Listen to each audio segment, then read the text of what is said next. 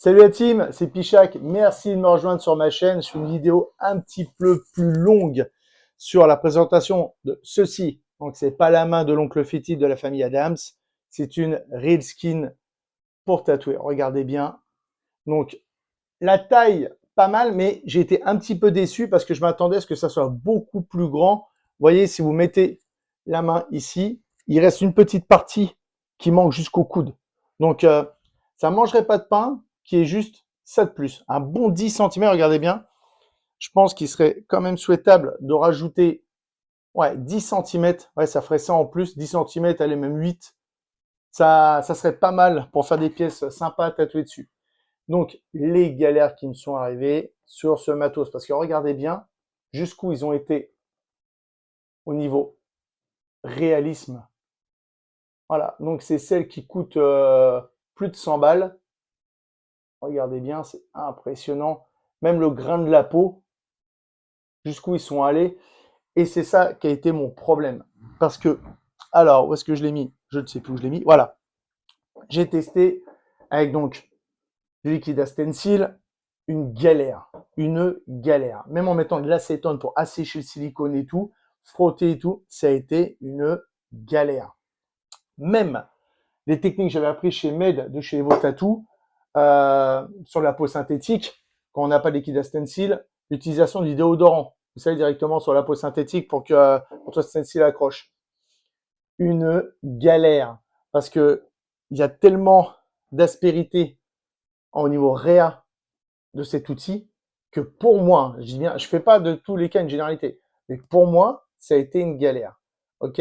J'arrivais pas à avoir des traits super fins, j'arrivais pas à avoir un stencil vraiment de qualité qui bougeait pas, qui bavait pas. Quand vous le mettiez un stencil sur une peau humaine, ça prend direct, ça fait les lignes nickel, profondes et tout, saturées. Là, ça me faisait saturé, pas saturé, léger, baveux, machin. Une galère.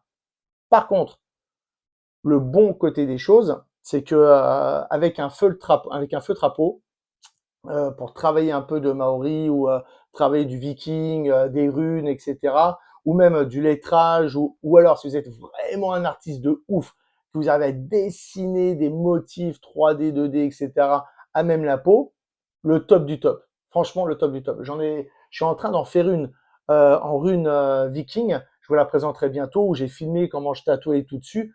Là, c'est le top. Franchement, ça prend tout de suite, ça intègre tout de suite l'angle pour piquer et tout. C'est vraiment génial. Ça permet d'apprendre aussi à bien se placer et tout sur votre repose avant-bras, etc.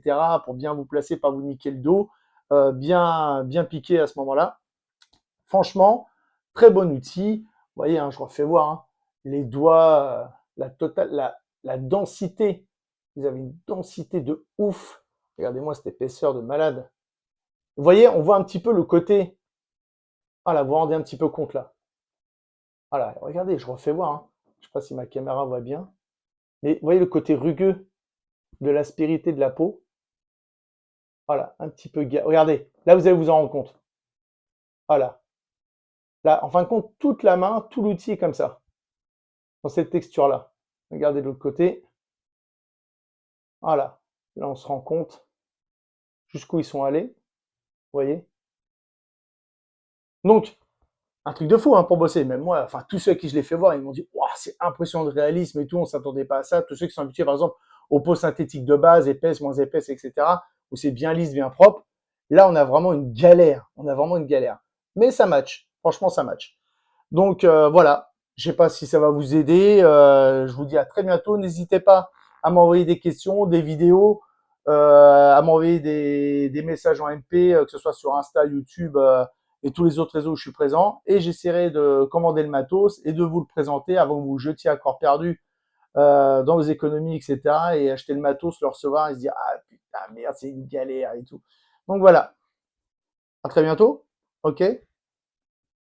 On peut jouer à plein de choses avec ça. Plein de choses. Et attention les gars, je vous vois la bande de coquins. Allez, bisous, ciao ciao.